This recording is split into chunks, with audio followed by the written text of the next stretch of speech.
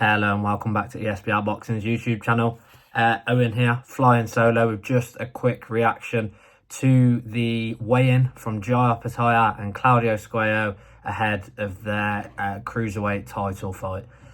I'm going to get straight into this. I'm a bit baffled, to be honest. You know, Jai OPETEIA on weight as always, 199 pounds, just slightly over. And Claudio SQUEO coming in at 191.1 pounds is absolutely incredible. He's coming £9 under the cruiserweight limit.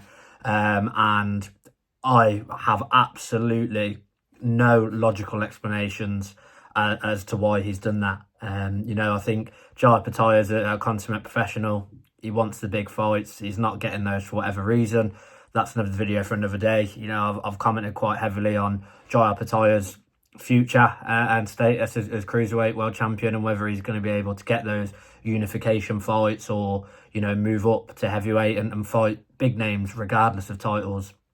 For me, this is just another indication that Jai OPETEIA needs to move up and get those bigger names, bigger fights, because coming in £9 underweight against the best in the division, you know, he's comfortably the best in the division for me, bar Zurdo Ramirez.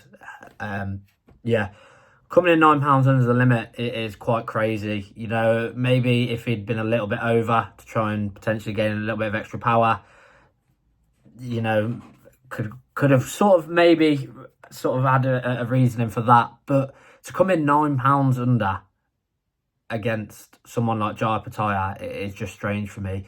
The only thing I can think of is he's coming to survive. You know, he wants to be as fit as possible. He wants to be as quick as possible. He's going to move around.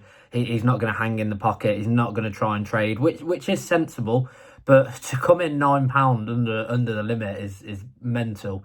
You know, it's not often we've seen the Keyshawn Davis example last night, coming in at £4 overweight, said he'd outgrew the weight, fight off, different circumstances. But, you know, you do tend to see these sort of overweight for one reason or another, whether someone's outgrown the weight, someone just, they physically can't get down, they're too big and the cut was tough, or someone was just being lazy. You know, there's many reasons. But to come in £9 under, you need to let me know down below in the comments, guys, if you think it's a stroke of genius, if it means he can survive longer and try and snatch a shock point to win, because it would be one of the biggest shocks of the year so far if Claudio SQUEO wins this, despite his unbeaten record, as it's extremely padded.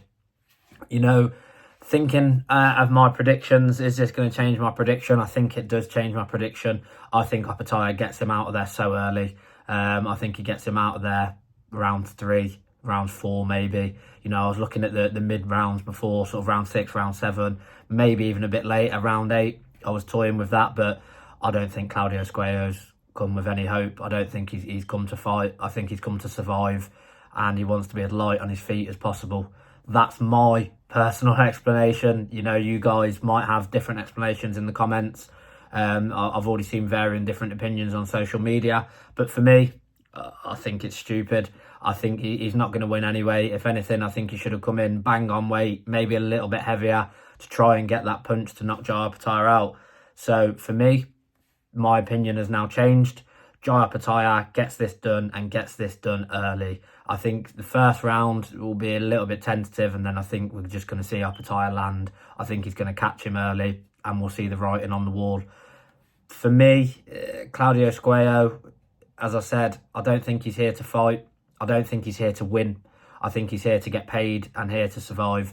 You know, if he goes 12 with Jai OPETEIA, regardless if it's a unanimous decision victory, regardless if it's 8, 9, 10 round victory, if he only picks 1 or 2 sort of swing rounds or pity rounds at that, then so be it. His stock will probably rise more than it has done, because he's just been fighting bin men and fighting bums. You know, to come into this fight with a 16-0 unbeaten record, to the casual fan, you're thinking, oh, we've got something here. You know, he's got quite a few knockouts on his record as well, a heavy knockout percentage. You can almost, I think it's harsh to say, con the viewer and the casual fan into thinking he's got a chance, but it almost is that with his record. However, to anyone that's unsure, coming in £9 underweight and nearly £10 underweight. It weren't far off, you know, just over 191. So it's not like it was comfortably over either.